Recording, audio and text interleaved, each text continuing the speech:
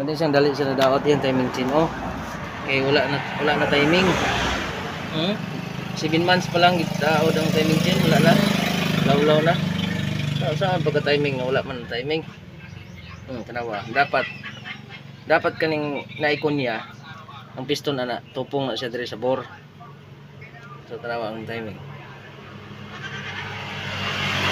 Advance siwag. So advance siya, late siya isa ka ngipon. So og pananglit ni ambak manggaling ni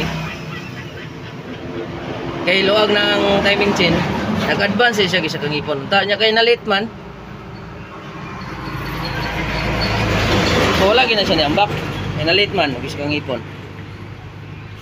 Ana dapat ang timing ana oh. Ana yung timing. To kani nga buhit tunong na siya dire. Kani pikas tunong ko na siya diya.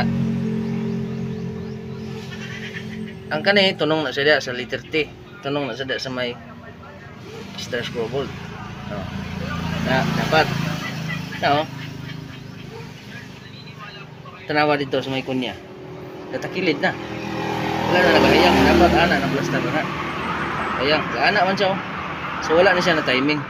Mo na siyang dali kinadaot ang timing chain. Ilisan lang po na ito ring. Tara. Anong ginagawa niyo pag walang ulam? Babsil, ring, ilistag ring. Head gasket, lining. O timing chain. O lining gasket. Tapos ilan? Di ilalim magasto. Nya di tarungog trabaho. Patay. Walang hugaw kaya nga city. Gagawas na ang spark plug ani gahulom na sa city. Kay buslot na yang sleeve. Ato spark plug ani. Bro.